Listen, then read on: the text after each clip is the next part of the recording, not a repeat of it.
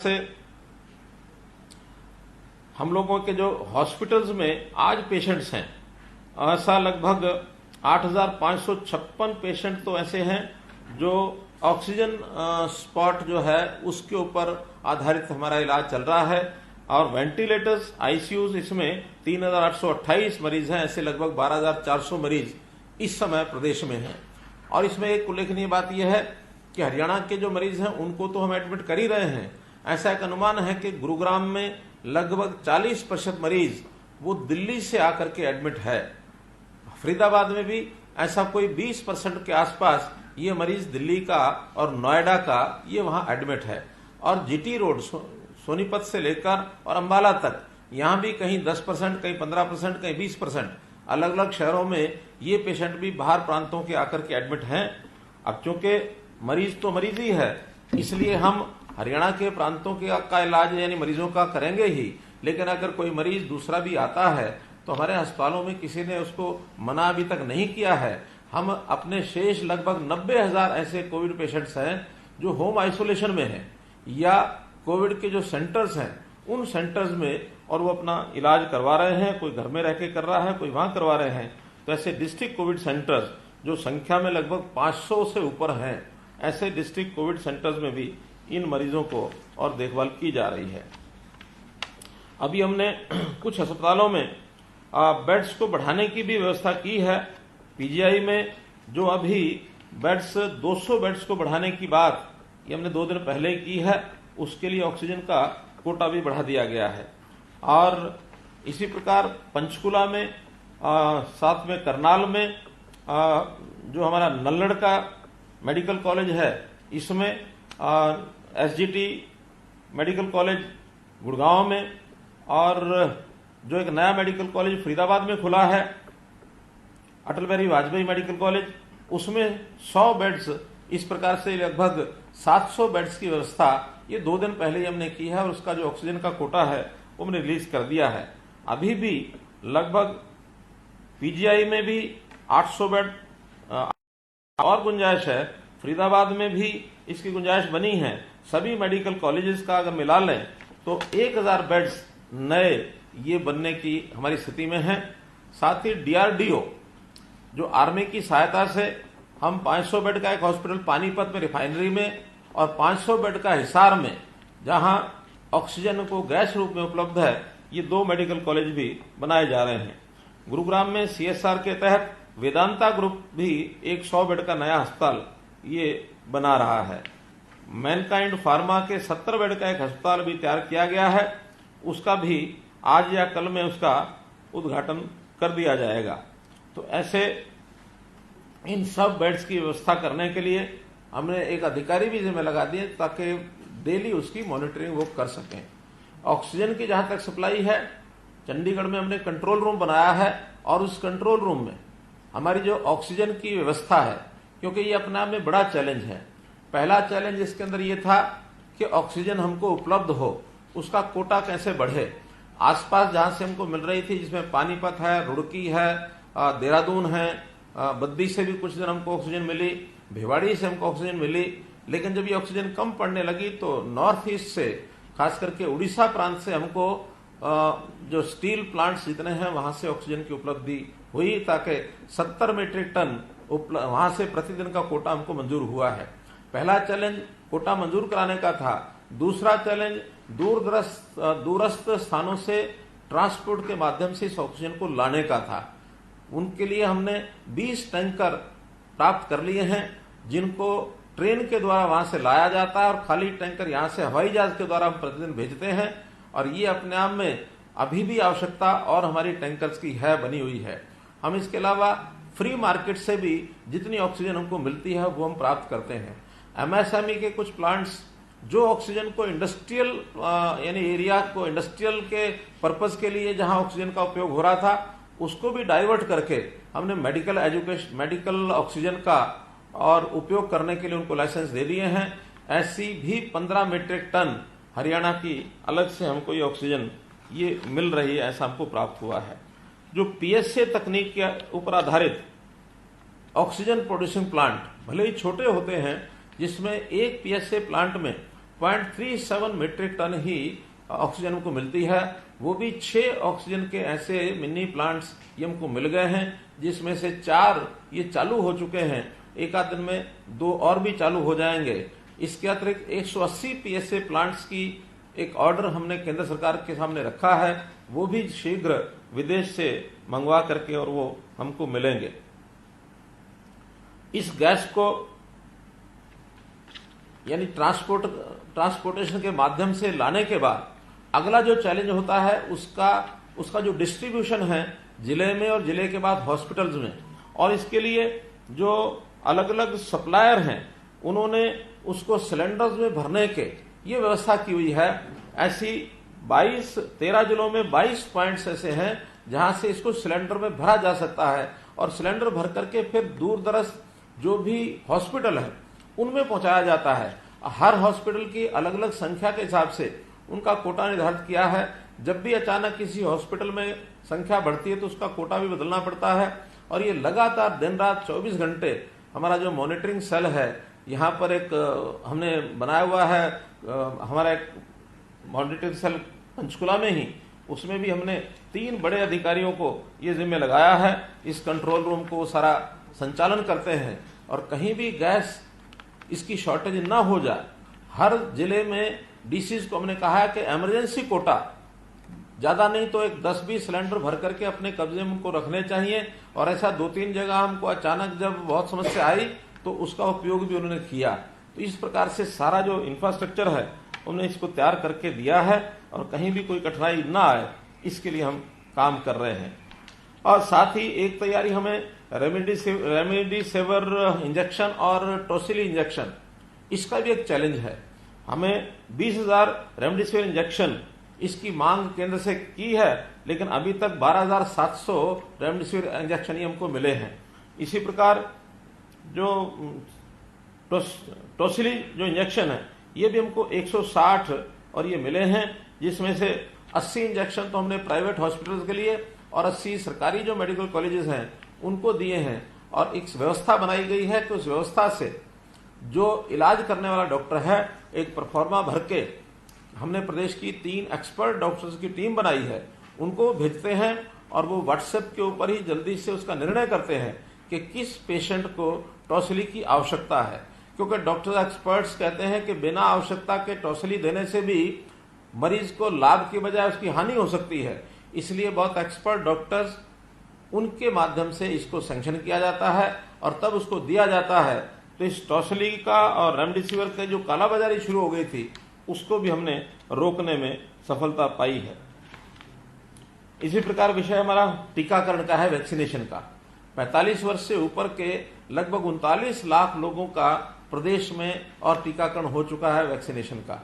अब 18 से 45 वर्ष के जो लोग हैं इनका जो 1 मई से शुरू किया गया वैक्सीनेशन, इसके लिए 3 लाख डोज हमको मिली हैं, और ये 3 लाख में से लगभग 1.25 लाख लग चुकी हैं। अगले 2 दिन में 3 दिन में जैसे ही नेक्स्ट हमारे पास एक खेप और आएगी इंजेक्शन की तो उसको भी हम चालू करेंगे।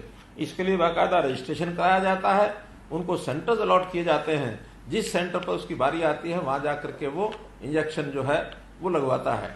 एक बात निर्णय हमने किया है कि 18 से 45 का जो टोसिली इंजेक्शन है, पहले तो 45 से ऊपर के सभी सरकार को फ्री मिलते थे केंद्र सरकार की ओर से, लेकिन ये प्रदेश सरकारों को खरीदना पड़ता है 400 रुपये और 600 रुपये प्रति इंजेक्शन के हिसाब से।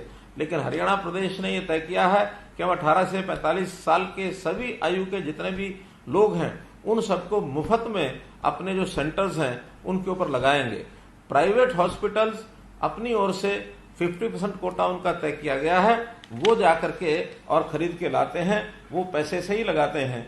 कुछ संस्थाएं भी इसमें लगाना चाह रही हैं, उनको भी CSR के माध्यम से वो इंजेक्शन ला करके और वो संस्थाएं वो लगा सकती हैं।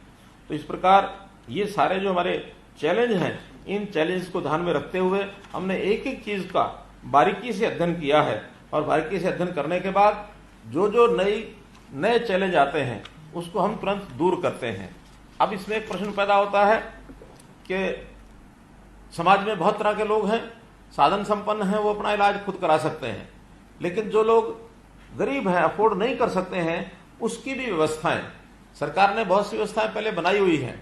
कुछ लोगों ने अपने पेंशन, अपनी इंश्योरेंस कराई हुई है, इंश्योरेंस के पैकेज लिए हुए हैं, वो लोग तो इंश्योरेंस के माध्यम से करते हैं। सरकारी कर्मचारी, उनके सरकार के रेट्स फिक्स हैं, चाहे वो सरकारी में कराएं अथवा प्राइवेट कहीं डॉक्टर के पास इलाज कराते हैं, तो जो रेट फिक्स हैं वो उनको मिलते हैं। जो गरीब आदमी हैं वो लोग हमारी जो सरकारी अस्पताल हैं, मेडिकल कॉलेजेस हैं, वहां आकर के इलाज कराते हैं, लेकिन वहां संख्या जो है बेड्स की वो सीमित होने के कारण से फिर हम प्राइवेट जितने हॉस्पिटल्स हैं, जो 42 ऐसे हॉस्पिटल्स हैं जिनको रिकॉग्नाइज किया हुआ है, उनमें रेफर करते हैं। रेफर किए हुए ऐसे सब पेशेंट्स का जो खर्च है उसके रेट्स आयुष्मान भारत, ये रेट्स अलग से तय किए हुए हैं। अस्पतालों को वो रेट्स गवर्नमेंट की ओर से दिए जाते हैं। लेकिन एक वर्ग ऐसा भी है जो शायद अस्पताल तक नहीं पहुंच सकता है, सीधे प्राइवेट हॉस्पिटल में जाता है। तो ऐसा सीधा प्राइवेट हॉस्पिटल जाने के बाद उसको उसकी कई बार जानकारी नहीं होती, कई बार समय का अभाव होता है, कई बार उसकी मजबूरी होती है, तो वो लोग वहां हॉस्पिटल में जाते हैं, मनमाने रेट उनको प्राइवेट हॉस्पिटल चार्ज करते हैं। इसके लिए भी सरकार ने और रेट ये घोषित किए हैं। ये रेट 8,000 रुपए से लेकर के और 18,000 रुपए तक रेट प्रतिदिन प्रति बेड का ये तय किया हुआ है। जो आइसोलेशन बेड्स यानी ऑक्सीजन बेड्स हैं और नॉन नाभ हॉस्पिटल हैं, यानी नाभ एक्रेडिटेड होते हैं और नॉन नाभ होते हैं, तो जो नॉन नाभ हैं उनका रेट 8,000 रुपये ऑक्सीजन बेड का है। ऐसे वेंटिलेटर के इससे पहले आईसीयू का रेट उनका 13,000 रुपया है और वेंटिलेटर का 15,000 रुपया है। लेकिन जो नाभ के अस्पताल हैं उनके रेट फिक्स किए हैं 10,000 रुपया, 15,000 रुपया, 18,000 रुपया रिस्पेक्टिवली। एक मरीज का एक दिन का ये रेट है। क्योंकि अनाप शनाप रेट वो चार्ज करते थे, इसलिए ये रेट तय करने पड़े हैं। हालांकि मैं उन अस्पतालों को साधुवाद देता हूं जो इससे भी कम रेट में और पेशेंट्स का इलाज कर रहे हैं। हम अपील करते हैं ऐसे हॉस्पिटल्स को कि कम से कम पैसे चार्ज करके और ऐसे लोगों को इलाज किया जाए, खास करके गरीब लोगों का। फिर भी आज एक स्कीम हमने उसमें बनाई है कि जो बीपीएल के लोग हैं, बीपीएल कार्ड धारक हरियाणा के लोग जो इन प्राइवेट हॉस्पिटल में जाकर के इलाज कराते हैं, उनके लिए एक पैकेज ये हमने आज बनाया है। और उस पैकेज के हिसाब से प्रति व्यक्ति प्रतिदिन 5,000 रुपया, मैक्सिमम 7 दिन के लिए ये 35,000 रुपये का एक पैकेज ये उनको मुफ्त में हम घोषणा कर रहे हैं, ताकि ये 35,000 रुपया जहां वो इलाज कराते हैं वहां अपने बिल में से 35,000 रुपया कम करा करके उनको दें, ताकि हम ये पैसा सीधा अस्पताल के खाते में आरटीजीएस करेंगे, ताकि उनको ये 5,000 रुपये प्रति बेड का प्रतिदिन का ये राहत मिल सके जो बीपीएल के लोग और अपना एडमिशन वहां कराते हैं। एक पैकेज ये है। दूसरा, जो अस्पताल हैं, इन अस्पतालों को निश्चित रेट किए गए हैं कि किसी भी व्यक्ति का, चाहे वो हरियाणा का है चाहे बाहर का है, उन सबको इन रेट्स पर ही चार्ज करेंगे, इससे ज्यादा रेट चार्ज नहीं करेंगे। लेकिन फिर भी जो हरियाणा के लोग हैं उनको वो ज्यादा से ज्यादा भर्ती कर लें, इसके लिए एक इंसेंटिव उन अस्पतालों के लिए हम रखते हैं कि हरियाणा के लोग जितने इन प्राइवेट अस्पतालों में जो कोविड रजिस्टर्ड अस्पताल हैं, ये जितने हरियाणा के लोगों को एडमिट करेंगे, प्रति व्यक्ति प्रतिदिन 1,000 रुपया एक बेड के हिसाब से, मैक्सिमम एक व्यक्ति के लिए 7 दिन, यानी मैक्सिमम 7,000 रुपया ये उन अस्पतालों को भी हम देंगे, ताकि हरियाणा के लोगों को ज्यादा से ज्यादा और एडमिशन दें। इस प्रकार के 2 ये पैकेज ये आज हम घोषणा कर रहे हैं, जिसमें से हरियाणा के सब लोगों को भी लाभ मिलेगा और खास करके जो बीपीएल के लोग हैं उनको भी 5,000 रुपया प्रतिदिन के हिसाब से 7 दिन का मैक्सिमम 35,000 रुपया और उनका ये लाभ इनको ये मिलेगा। कुछ लोग ऐसे हैं जो कोविड पॉजिटिव आने के बाद या तो हॉस्पिटल में एडमिशन नहीं मिलता, या उनको बताया जाता है कि वो होम आइसोलेशन में रहें और घर पर ही अपना इलाज करें, या जो कोविड सेंटर्स में हैं जिनका एडमिशन नहीं हो पाता है, ऐसे लोग घर पर रह करके जब इलाज करेंगे, उनका भी कोई दवाई का खर्च है, कहीं एक आध कंसल्टेशन डॉक्टर से उनको करनी पड़ती है, या कुछ छोटे ऑपरेटर्स खरीदने पड़ते हैं, किसी का ऑक्सीमीटर है, किसी का थर्मोमीटर है, तो ऐसा वो खर्चा 2000 से लेके और 8000 तक कहीं भी आंका जा सकता है। कोई पेशेंट 2000 रुपये भी खर्च कर सकता है, कोई पेशेंट 8000 रुपये भी खर्च आता है। तो उसका भी ऑन एवरेज ऐसा पेशेंट कोविड पॉजिटिव आने के बाद घर में रहकर इलाज करेगा उसको, और वो बीपीएल का होगा, तो उसको भी 5000 रुपये की लमसम सहायता ये उस पेशेंट को भी दी जाएगी जो पॉजिटिव आता है, जिसका पॉजिटिव में रजिस्ट्रेशन है। उसको केवल अपना बीपीएल का कार्ड दिखाना है और 5000 रुपये की सहायता उसके खाते में और ये सीधी भेजी जाएगी। एक विषय मित्रों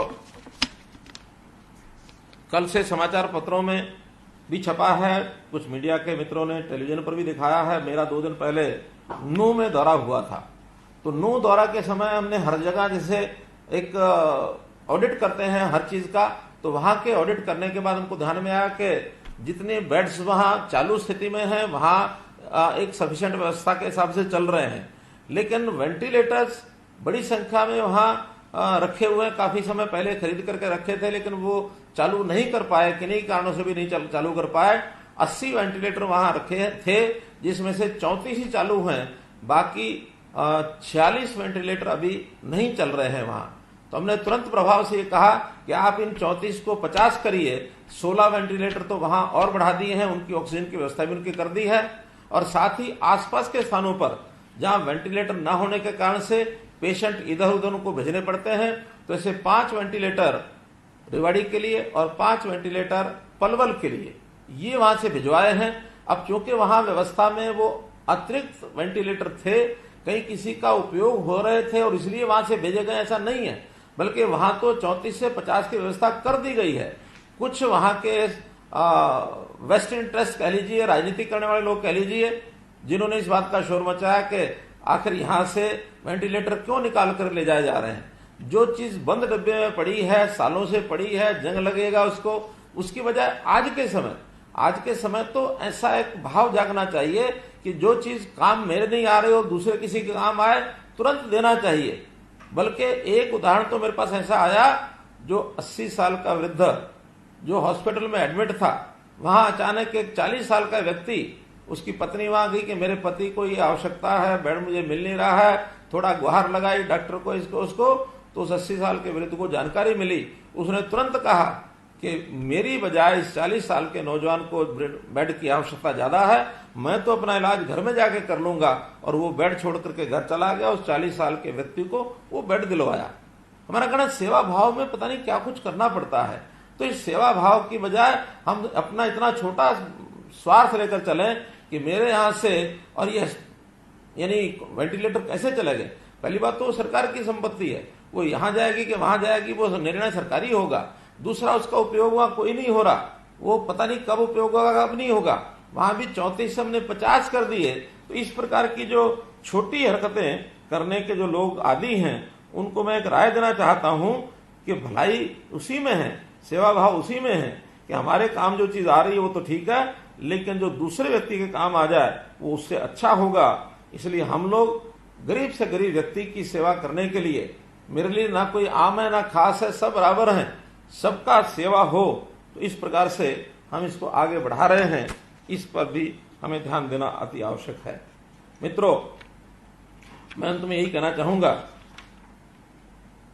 कि ये जो ऐसा विषय आया है, इस विषय के समय हमें सबको मिल करके, चाहे वो सरकार हो, चाहे मीडिया हो, चाहे पक्ष हो विपक्ष हो, जनता हो, या जो लोग पीड़ित हैं उनके परिवार विशेष तौर पर हो, सब लोग मिलकर के यदि इस महामारी का मुकाबला करेंगे तो इस महामारी से हम लड़ पाएंगे, इसको महामारी को हरा पाएंगे, हम स्वयं जीत पाएंगे।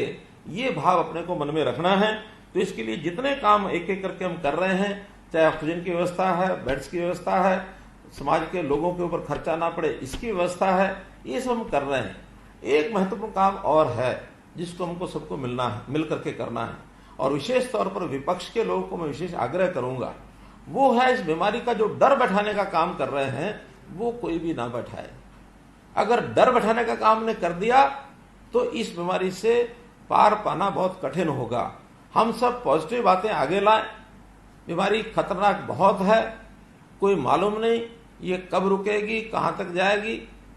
पहली वेव, दूसरी वेव, बहुत लोग तरह तरह की चर्चा करते हैं, कहीं तीसरी वेव ना आ जाए, कहीं चौथी वेव ना आ जाए। मेरा कहना डरने के बजाय हमको इतना साहस रखना है कि जब आएगी उस समय तैयार रहेंगे उसका मुकाबला करने के लिए भी। Hope for the best and be prepared for the worst. तो ये साहस लेकर के हम चलेंगे, निश्चित रूप से हम इसमें सफलता प्राप्त करेंगे, हम आगे बढ़ेंगे। ग्रामीण क्षेत्र के अंदर कुछ लोगों का कहना है कि वहां ये बीमारी पैर पसार रही है, कहीं ना कहीं प्रभावित ज्यादा हो रहे हैं लोग। ये बात ठीक है कि आखिर बीमारी तो कहीं भी जा सकती है। शहरों के लोग जागरूक होने के नाते कहें या वहां हेल्थ फैसिलिटीज ज्यादा है इस नाते से उसका लाभ उठाने की बात कहें। ग्रामीण क्षेत्र में कई बार थोड़ा निडरता भी है, थोड़ा उनकी इम्यूनिटी का जो स्ट्रेंथ है वो शहरी इलाके से ज्यादा भी है। निर्भीक होकर के आज भी कहते हैं कि कोरोना हमारा क्या बिगाड़ लेगा, लेकिन मेरा सबसे कहना यह है कि कोरोना अगर आगे बढ़ता है तो इससे इतना भी भिड़ना नहीं है कि हम इसकी परवाह ना करें। हमने सावधान होकर के अपना बचाव करना है। ग्रामीण क्षेत्र के लिए अलग से एक प्रोग्राम चलाने के लिए मैंने कल ही हेल्थ डिपार्टमेंट को कहा है। एक पैकेज वो तैयार कर रहे हैं, प्रोग्राम तैयार कर रहे हैं। उस प्रोग्राम में पहले ट्रेनर्स जो हेल्थ डिपार्टमेंट के लोग हैं, मेडिकल एजुकेशन के डिपार्टमेंट के लोग हैं, वो ट्रेनर्स को एक मॉड्यूल बना करके देंगे कि कुछ लोगों को ट्रेन किया जाए ताकि गांव-गांव में जाकर के वो प्रचार कर सकें और एक प्रारंभिक जांच के कैंप लगा सकें। प्रारंभिक जांच के कैंप लगाकर हर ऐसा व्यक्ति जिसको थोड़ा बहुत भी लक्षण है, लक्षण नहीं भी है, तो संभव हो तो हर व्यक्ति ये मान करके पता नहीं इसको भी कोविड हो सकता है, कोविड नहीं है ये गारंटी से कोई कह नहीं सकता है। कई बार व्यक्ति को पता नहीं लगता है और वो कोविड हो भी जाता, ठीक भी हो जाता। एक हार्ड इम्यूनिटी की तरफ जो ये क्या इसको बोलते हैं, हार्ड इम्यूनिटी तो हम लोग बढ़ रहे हैं। और आज भी जो सर्वेज हुए हैं उस सर्वे में ऐसा कहते हैं कि 40% लोग तो हो ही चुके हैं कोविड अफेक्टेड। हालांकि संख्या हमारी अस्पतालों की या टेस्टिंग की इतनी नहीं बता रही है, लेकिन बहुत लोग हो गए हैं। ऐसे सब लोगों का टेस्ट करने के लिए हम कैंप लगाएंगे। जो बहुत माइल्ड नेचर का जिनको कोरोना लगता है, हो गया होगा, उसको घर में रह करके कैसे ठीक हो सकता है उसकी जानकारी देंगे, उसका प्रचार करेंगे। जो मॉडरेट टाइप है उसकी पहचान होने के बाद जो लोकल डिस्पेंसरीज हैं, पीएचसीज हैं, सीएचसीज हैं, उनको उनकी देखभाल करने के लिए रेफर करेंगे। और जो सीवियर हैं, बहुत गंभीर तरह के अगर पहचान होती है तो ऐसे लोगों को हॉस्पिटलाइज करा करके, जितने हॉस्पिटल की व्यवस्था हम बढ़ा रहे हैं धीरे धीरे और बढ़ेगी, वहां ले जाकर के उनका इलाज कराने के लिए हम करेंगे। तब जाकर ये चक्र टूटेगा। अगर ये चक्र टूटता नहीं है तो कोई भी किसी के साथ संपर्क आने के बाद वो इस चक्र में फंस सकता है। तो इसलिए इस चक्र को तोड़ने के लिए एक सामूहिक प्रयत्न करना है। इसमें ऊपर से लेकर नीचे तक सब लोग लगे हैं और हम भी सबके सुझाव लेकर के जो चीज हमारे ध्यान में आती है उस हिसाब से हम आगे बढ़ते हैं और किसी चीज में पीछे न रहें। यह हरियाणा प्रांत सामूहिक अपने प्रयत्नों के माध्यम से आगे बढ़ते हुए इन चीजों को कर रहा है। हमारे जो गरीब लोग हैं उनको राशन ठीक से मिले। प्रधानमंत्री जी ने 5 किलोग्राम गेहूं प्रति व्यक्ति 2 महीने के लिए घोषणा कर दी है। इसका वितरण और जो पहले से राशन दिया जाता है उसका वितरण हम वॉलंटियर्स जैसे पिछले साल लगाए थे, ऐसे वॉलंटियर्स उनको भी संपर्क करेंगे जो पिछले बार थे। नए वॉलंटियर्स को भी रजिस्ट्रेशन करेंगे ताकि घर घर डोर डिलीवरी का जो हमारा मैकेनिज्म है, इस मैकेनिज्म को फिर सुदृढ़ करेंगे ताकि लोग बाहर ना निकले, बल्कि ये जो एक प्रकार से वॉलंटियर्स हैं इनको पास बना के देंगे और ये पासेज लेकर के और जाकर के घर घर में चीज वितरण करें ताकि इस बीमारी को फैलने से रोका जा सके। और इसमें जो चीजों की महंगाई हो गई थी, इसके लिए हमारे फूड एंड सप्लाई डिपार्टमेंट ने रेट लिस्ट ये भी जारी कर दी है कि हर वस्तु एक रेंज दिया है, इससे लेकर के इसके बीच में ही वो बिकनी चाहिए, इससे ज्यादा रेट नहीं लगना चाहिए। जिन लोगों के पास राशन कार्ड नहीं है, पिछली बार भी हमने एक विशेष अभियान चलाया था डिस्ट्रेस राशन टोकन DRT, उसी को फिर लागू करेंगे। रजिस्ट्रेशन कराएंगे कि जिसके पास राशन कार्ड नहीं है उनको भी उसी प्रकार से 5 किलो प्रति व्यक्ति राशन जो है वो फ्री में दिया जाएगा। ये भी हमारी ओर से और लगातार इसको चालू करेंगे। मित्रों, इतनी सब बातें करने के बाद मैंने जैसे सब लोगों को प्रातःकाल कहा था कि हम भले ही वीडियो से मिलेंगे, लेकिन वीडियो के माध्यम से हमारे व्हाट्सएप नंबर 2 दिए गए हैं, उन व्हाट्सएप नंबर के माध्यम से यदि कुछ प्रश्न आते हैं तो उन प्रश्नों को भी और उसका उत्तर जो आज के संदर्भ में हमारे लिए जरूरी है, उन प्रश्नों का उत्तर और मैं दूंगा। कुछ प्रश्न आए भी हैं मेरे पास अभी, तो ऐसे जो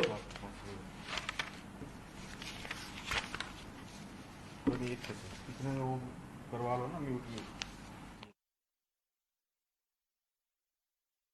ऐसे कोई बोलना चाहता हो पहले प्रश्न के रूप में?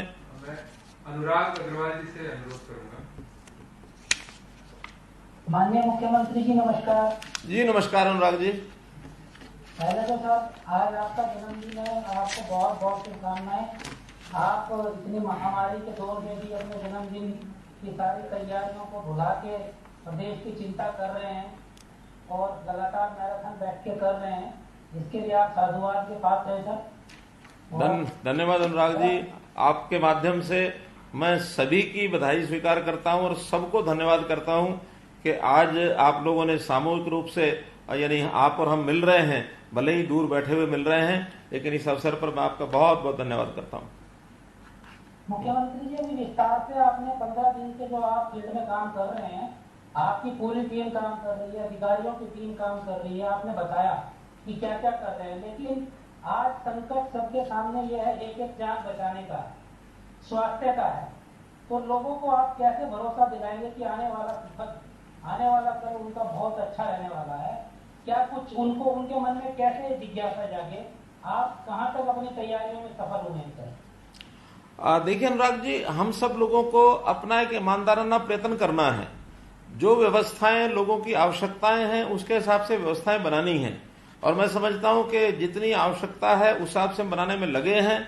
परिपूर्ण तो कोई व्यवस्था नहीं हो सकती ऐसा मैं मानता हूं, लेकिन फिर भी जितना बढ़िया से बढ़िया व्यवस्था, जितना इंफ्रास्ट्रक्चर, जितने डॉक्टर, जितने कोरोना वॉरियर्स, ये सब लोग लगे हैं, वो सब लगे हैं। और इसमें मेरा एक ही इसमें कहना है कि विश्वास बनाकर रखें, भरोसा बनाकर रखें, निराशा ना आने दें, और हम सब लोग अगर पॉजिटिव होकर के चलेंगे तो ये बीमारी तो क्या, इससे बड़ा भी कोई संकट आएगा उसको हम झेलेंगे। लोगों का विश्वास ये हमारे लिए सबसे बड़ी ताकत है, ये बना रहे तो हम जरूर लोगों को ठीक कर पाएंगे, और लोगों का जो भरोसा हमारे पर होगा तो जरूर ठीक भी होंगे। धन्यवाद। एक प्रश्न अभी अनिल मोर जी का मेरे पास आया है, क्योंकि मैंने कहा था व्हाट्सएप करेंगे तो सब लोगों ने व्हाट्सएप किए हैं। वो पूछ रहे हैं कि प्रदेश में ऑक्सीजन का कोटा बढ़ाया गया, इसके बावजूद ऑक्सीजन की कमी है। मैंने बताया जैसे ऑक्सीजन हमारे लिए एक चैलेंज ये था।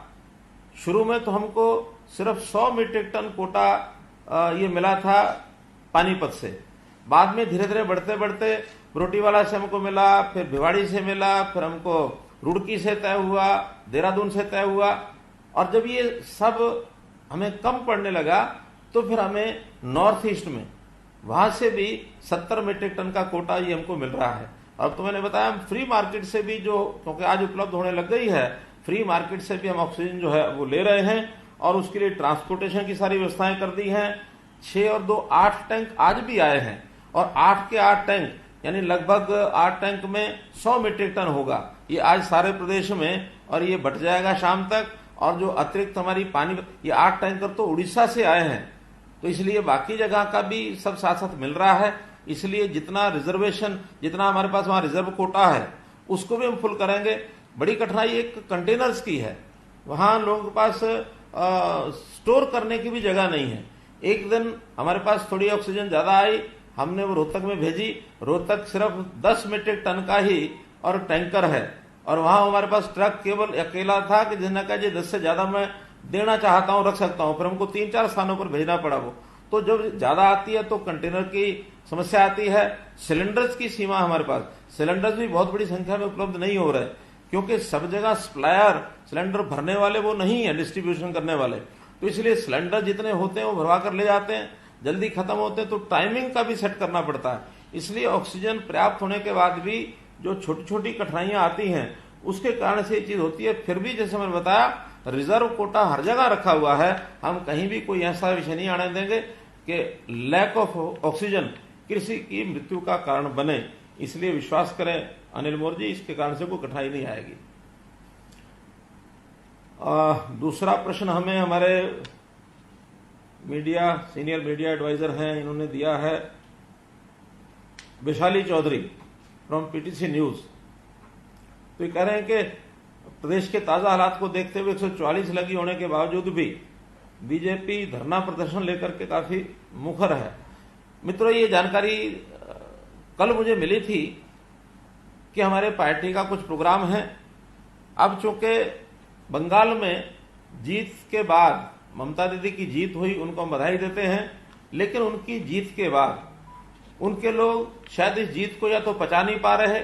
जिस प्रकार की हिंसात्मक गतिविधियां, जैसा तांडव वहां हुआ है आगजनी के और ऐसे कई किस्से, वो बहुत ही निंदा करने योग्य हैं। तो इस सारे को लेकर के और समाज में भी एक मैसेज देने के लिए पार्टी ने सारे देश में कुछ कार्यक्रम बनाए थे। मैं तो ये चाहूंगा, उनको भी कहूंगा कि भी ठीक है, हमको अपना प्रदर्शन करना होगा, छोटी संख्या में हम प्रदर्शन करेंगे, बड़े भीड़ में नहीं करेंगे, लेकिन प्रदर्शन के माध्यम से अपनी आवाज भी उठाएंगे। साथ में पार्टी के कार्यकर्ता जो पहले से भी लगे हैं, उनको मैं निवेदन कर रहा हूं कि वो कोविड के ये जो प्रभाव है, इसके कारण से जो कष्ट हो रहा है लोगों को, उसको दूर करने के लिए उसमें लगातार काम करते रहें। एक क्षणिक थोड़े समय का प्रदर्शन आज का था, इससे ज्यादा नहीं था, लेकिन उसकी आवाज उठाना भी उतना ही जरूरी था जितना हम जो कोविड के साथ लड़ाई लड़ रहे हैं। लेकिन जैसा तांडव बंगाल में हुआ है उसकी बात भी हम सबको जानकारी मिले, इसी प्रकार से उन्होंने किया होगा। तो भी इन पीड़ितों की सेवा करने पर अपना ध्यान सब लोग रखें, ऐसा मेरा निवेदन है। कोई और प्रश्न आए हैं आपके पास? 3 नंबर लो।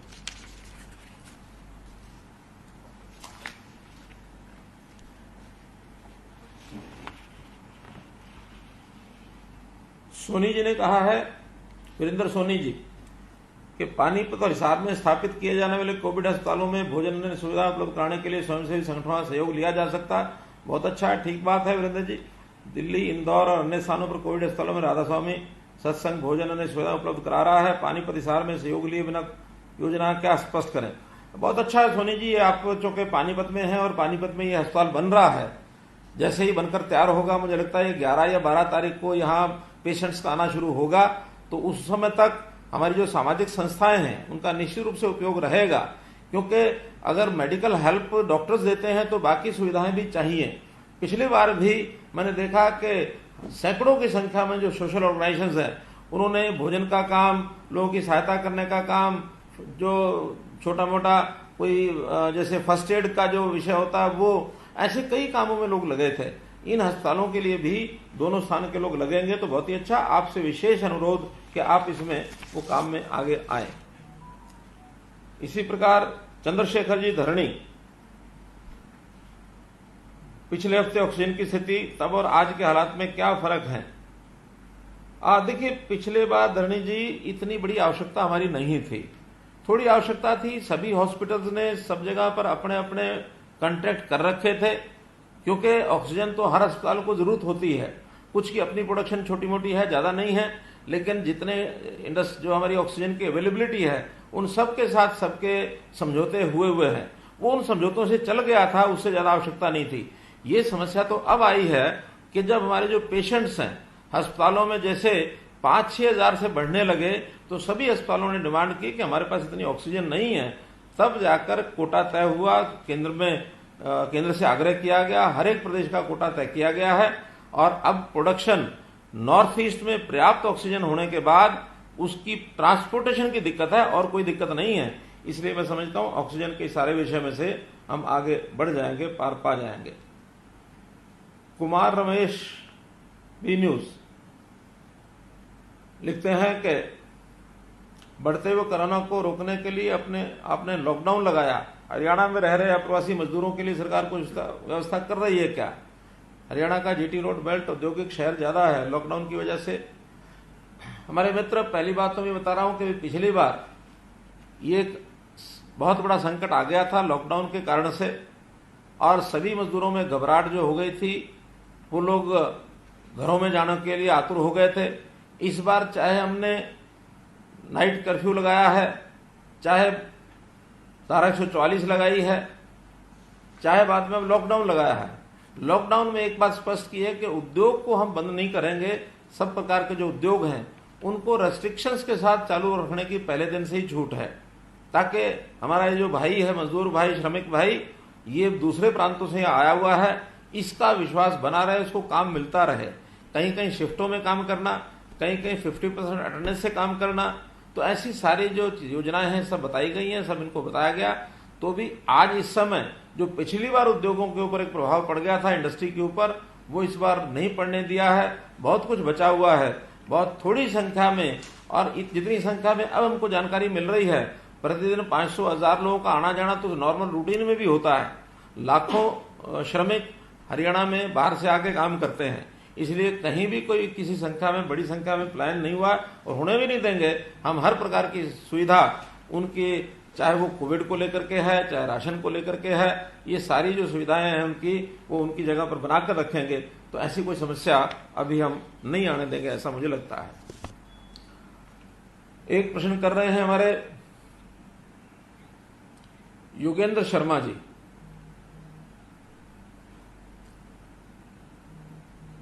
ये पहले विषय आ गया कोविड-19 में लॉकडाउन के दौरान। अच्छा, दूध लेने और जरूरी सामान लेने पर दुकान लेने जाते तो पास की बात इन्होंने कही है, ठीक बात है। अगर लॉकडाउन को सफल करना है तो मूवमेंट को चेक करने के लिए फ्री मूवमेंट अगर होती रहेगी तो लॉकडाउन नहीं है। पिछली बार भी हमने पास देने की व्यवस्था की थी, ऑनलाइन पास। अभी भी ऑनलाइन पास की व्यवस्था जारी हो चुकी है। कोई भी अपना मोबाइल से भी अपना नाम भरेगा तो उसको ऑनलाइन पास, उसका नंबर आ जाएगा, कहीं से भी उसका प्रिंट आउट लेकर के और कहीं भी जाना हो तो जा सकता है। लेकिन काम जिसको हो वही जाए। बाहर अपने आप, यानी जो सामान लेने के लिए बाहर बाजारों में जाते हैं, उसका मैंने बताया कि वॉलंटियर्स के माध्यम से, और वो भी हम डोर, यानी सप्लाई चेन जो है उसको बनाकर रखेंगे। और जो ऐसा सप्लाई चेन में काम करने वाले वॉलंटियर्स हैं उनको भी पास देंगे।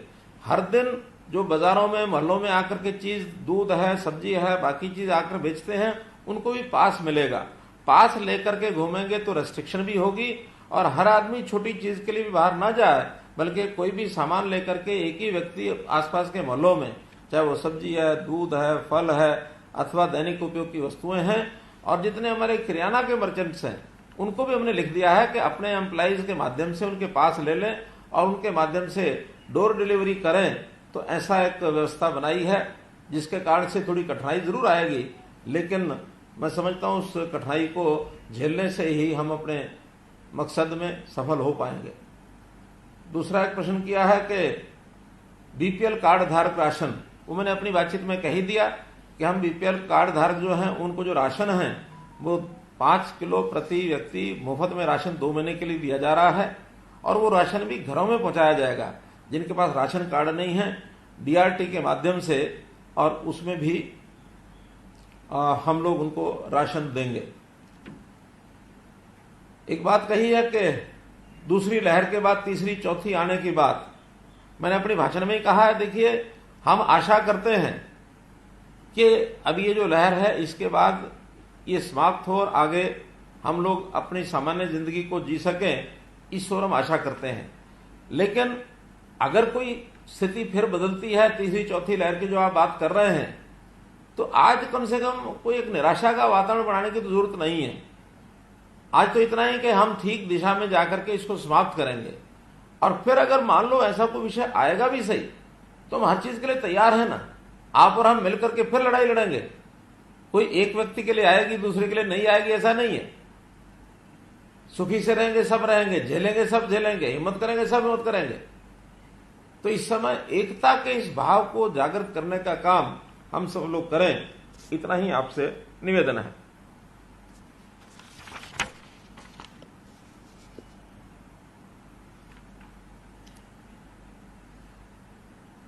एक प्रश्न किया है हमारे अनिल मोरजी ने किया है कि कांग्रेस प्रदेश अध्यक्षा ने मांग की है कि सर्वदलीय बैठक बुलाई जाए।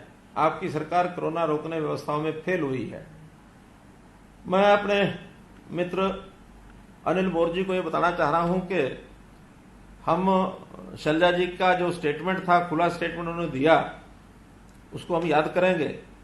तो पहले तो उन्होंने कहा कि ठीक है, सर्वदलीय बैठक बुलानी चाहिए, हम सबको मिलकर चलना चाहिए, सहयोग करना चाहिए, और हम मिलकर चलेंगे तो ये कोरोना महामारी को हम लोग इसका मुकाबला कर पाएंगे। लेकिन उसी दूसरे स्वर में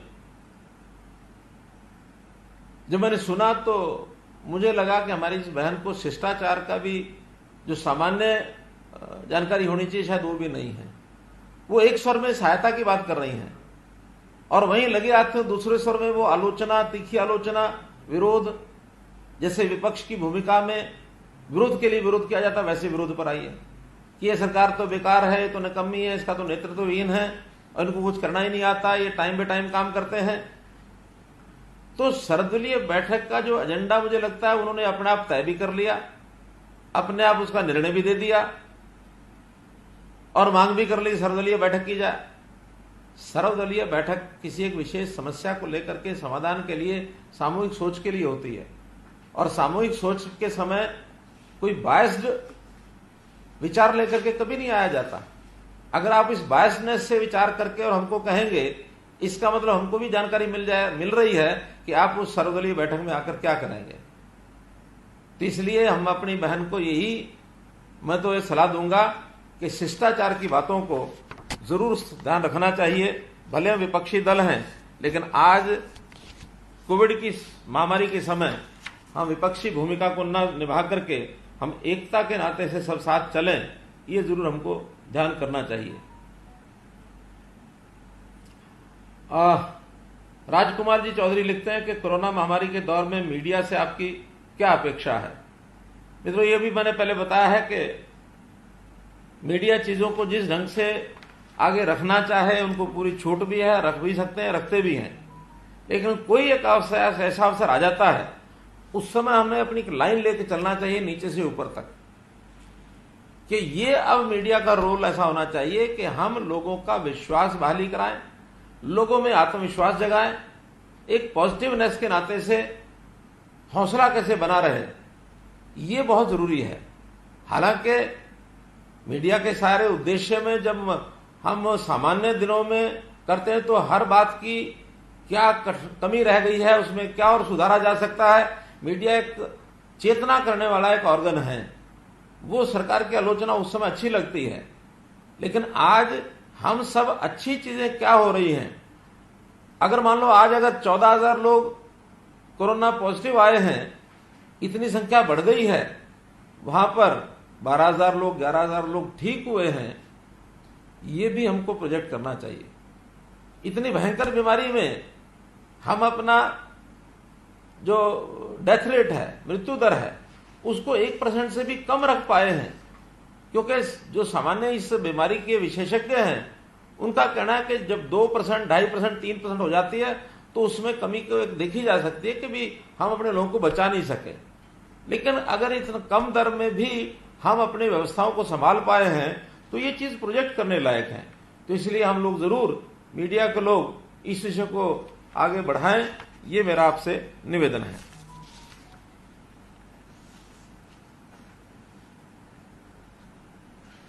निशु महाजन लिखती हैं कि despite state governments repeated warnings, private hospitals are overcharging for the treatment of covid patients. Is the government planning to launch a helpline or grievances redressal system specifically for such complaints. आपने बिल्कुल ठीक कहा, हमने वैसे तो हर जिले के अंदर एक हेल्पलाइन बना दी है, लेकिन कल तक हेल्पलाइन की जितने लोग अटेंड करने वाले होने चाहिए थे उसमें कमी थी। कल ही हमने हर जिला में कहा कि कम से कम राउंड द क्लॉक तीनों शिफ्टों में 8 से 10 लोग लगातार सुनने वाले चाहिए, और अगर कॉल ड्रॉप ज्यादा होती है तो और संख्या बढ़ाई जा सकती है। उसमें टेलीमेडिसिन के डॉक्टर्स ये हर जगह होने चाहिए। एक administrative officer not less than HCS, ये भी उसका कोई इंचार्ज होना चाहिए ताकि दिन भर उन कंप्लेंट्स का असेसमेंट करे। प्रदेश लेवल पर हमने एक कंट्रोल रूम बनाया है। ऐसी हर प्रकार की कंप्लेंट्स जो जिला केंद्रों पर आ रही हैं, किसी एक पर्टिकुलर टाइप की अगर आ रही है तो उसका समाधान क्या हो सकता है, उसमें हमारे ACS श्री TC गुप्ता ये उसके इंचार्ज बनाए गए हैं। तो इसलिए कम्युनिकेशन ये ज्यादा कैसे हो, हमने जितने जनप्रतिनिधि हैं जिले के उनको ये फोन कॉल को अटेंड करने के लिए भी अलग से व्यवस्था की है एक अधिकारी की, ताकि क्योंकि जनप्रतिनिधि जनता के साथ जुड़ा हुआ व्यक्ति होता है। कई बार जनप्रतिनिधि जो मोस्ट बिजी हमारा जो ऑफिसर है उसी को बार बार फोन करता है, स्वाभाविक है उसका फोन नहीं मिलेगा। अब आज की डेट में CMO को कोई फोन करना चाहे तो मैं आपको बिल्कुल स्पष्ट कह सकता हूं उसका फोन पहले बात तो मिलेगा नहीं, मिल जाएगा तो उठेगा नहीं, क्योंकि सबसे ज्यादा इस समय सेंट्रल फिगर अगर कोई सारे सिस्टम में है तो CMO है। इसलिए CMO को भी कहा है कि आप अपने फोन नंबर को किसी दूसरे को दीजिए जो उसको सुन करके जवाब देता रहे, आप अपने काम में लगिए। उसको बहुत काम है, सभी हॉस्पिटल को संभालना, सभी पेशेंट्स को एक प्रकार से देखना, दवाइयों का ध्यान रखना और नए व्यवस्थाएं जो खड़ी करनी है उनको खड़ा कराना। तो इसलिए हम लोगों ने इसको ठीक से कम्युनिकेशन बना रहे इसके लिए व्यवस्थाएं बनाई है हमने सब। और एक प्रश्न आया है अनिल कुमार जी ETV, हरियाणा में प्राइवेट अस्पतालों पर मनमाने दाम वसूलने का क्या सरकार के पास शिकायतें आ रही हैं? हमने इसके लिए रेट्स जैसा मैंने बताया फिक्स किए थे, लेकिन पिछली बार ठीक से लागू हो गए थे। इस बार शिकायतें आनी शुरू हुई हैं 2 दिन से 3 दिन से, तब से इसको इम्प्लीमेंट करने के लिए हमने कह दिया है। उसी में से आज की योजना है कि अगर उन अस्पतालों को थोड़ा रेट कम लेने के कारण से उनकी कठिनाई आती है तो हमने 1000 रुपया प्रति बेड वो और एक्स्ट्रा दे दिया उनको, जो पहले के रेट थे उससे भी ज्यादा। बल्कि पिछली बार जो रेट पहले शुरू में तय हुए थे 20% एक बार बीच में बढ़ाए भी थे, लेकिन कोई भी अनाप शनाप रेट चार्ज न करे। कई जगह पर रेट तो ये लेते हैं लेकिन उसमें फिजिशियन की कंसल्टेशन का अलग पैसा और ये चार्जेस अलग, वो चार्जेस अलग, अनाप शनाप चार्जेस भी उन्होंने किए हैं। ऐसे सब जगह बताया कि वो शिकायत जो केंद्र हमारा बना हुआ है वहां पर उसको शिकायत करें और सबके साथ यानी न्याय हो, हमारी ये इच्छा रहेगी। और अगर कहीं शिकायत के आधार पर कोई 1-2 लोगों के खिलाफ भी कार्रवाई हो गई तो बाकी लोग भी उससे अपने आप ठीक हो जाते हैं। तो चाहे वो एम्बुलेंस के चार्जेस हैं, दवाइयों का रेट है, इन सब चीजों के ऊपर कंट्रोल करने के लिए और ये हमने सब काम अब आगे किया है। वैक्सीन की कमी, सुरेंद्र धीमान जी पूछ रहे हैं। तो मित्रों वैक्सीन देखिए हमने तो अपनी ओर से 50 लाख वैक्सीन के टीके खरीदने के लिए पैसा भी जमा करा दिया है, लेकिन चूंकि वैक्सीन जो उपलब्ध होती है वो एक कोटा के तहत ही मिलती है।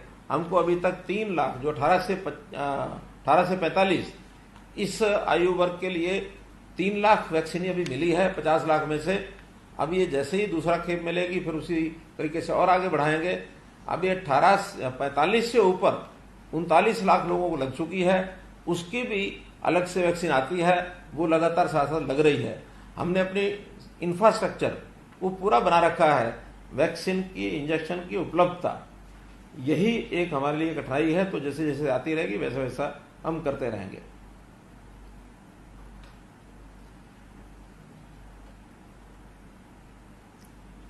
सीएम साहब, कोविड की ताजी लहर के पीक की तमाम आंकड़ों के बीच हरियाणा कितना तैयार है? पीक के समय महामारी से निपटने के लिए बताने का कष्ट करें। मैंने जैसे बताया है कि ये पीक जो है इस बार का जो 15 मई के आसपास का पीक, ये जो विशेषज्ञ हैं वो बता रहे हैं। और जो आज कोविड संख्या है, हम मान लें कि मानो 20% और भी बढ़ जाए तो ये 1,30,000 के आसपास एक्टिव पेशेंट्स हो सकते हैं। तो इतने पेशेंट्स की आगे बढ़ने के लिए, और उसमें से लगभग 10% संख्या और है जो हॉस्पिटलाइज होती है। अगर वो 30,000 बढ़ते हैं तो 3,000 नए पेशेंट्स हॉस्पिटल में भी आ सकते हैं। हम यहां तक तैयार हैं। उसमें मुख्य कठिनाई जो ऑक्सीजन की थी वो पूरी हो गई है। आज भी जैसा मैंने बताया कि हमारी जो उड़ीसा के 8 टैंकर आ गए हैं, 2 या 3 टैंकर कल आएंगे, फिर अगले दिन, क्योंकि ये आने जाने में समय 3.5 दिन का समय लगता है। तो उसमें किस दिन कम आएंगे, किस दिन ज्यादा आएंगे। ऑन एवरेज 3.5 दिन का अगर हम हिसाब लगाते हैं, 20 हमारे पास टैंकर हैं, तो ये 5 टैंकर की एवरेज प्रतिदिन की बनती है। 5 टैंकर का मतलब ये कि 75 मीट्रिक टन ये केवल उड़ीसा से आएगी। बाकी आसपास की रेगुलर हमारी चल रही है, इसलिए अभी इसमें कठिनाई नहीं है। फिर भी हमने 300 टन का जो रिक्वायरमेंट है वो उसका लेटर लिखा हुआ है, जल्दी शायद वो भी हमको मिल जाए, ऐसा मैं मान के चलता हूं। राकेश गुप्ता जी का भी ऑक्सीजन को लेकर के ही ये प्रश्न है, ये कई बार हो गया है। विनोद लांबा जी, ऑक्सीजन सही मायने में कितनी जरूरत है, हम किस हिसाब से जिलों को सीएमओ डॉक्टर से बात करते हैं। देखिए, इसके लिए सब जगह के जो डेली पेशेंट्स हैं उनकी संख्या हमारे पास हर शाम को आती है, और आने के बाद रात्रि को ही बैठ करके उसका जो कोटा है जैसा जा रहा है, प्रति पेशेंट कितनी ऑक्सीजन चाहिए इसका एक एवरेज सिस्टम बना हुआ है कि 8 से 10 लीटर एक सामान्य ऑक्सीजन का बेड है उस पर ऑक्सीजन चाहिए, और जो वेंटिलेटर और आईसीयू है उसमें 30 और 40 लीटर के बीच में एक पेशेंट को 1 मिनट की ऑक्सीजन है, 1 मिनट में ऑक्सीजन इतनी चाहिए। तो इसके हिसाब से उसका वेट कैलकुलेट करके और उतना कोटा करके हम भेजते हैं। ऐसा इसमें से मित्रों मोटे रूप से यही सवाल थे सब, जो आपके सब प्रश्न मैंने आपके सामने रखे हैं। अब चूंकि अगर हम आमने सामने होते तो तुरंत दो चार साथी और भी प्रश्न पूछ सकते थे, लेकिन एक मजबूरी कोविड की ही है, और पिछली बार भी हमने इसी प्रकार से वीडियो कॉन्फ्रेंस के माध्यम से अपनी प्रेस कॉन्फ्रेंस की थी। आज भी उसी प्रकार का हमने एक प्रयोग किया है। आशा करता हूं कि पूरे विषय को ठीक से मैं रख पाया हूं, तो आप इसको अपने अपने ढंग से कैसे हम लोगों तक पहुंचा सकते हैं इसका हम प्रयत्न करें। बहुत बहुत धन्यवाद।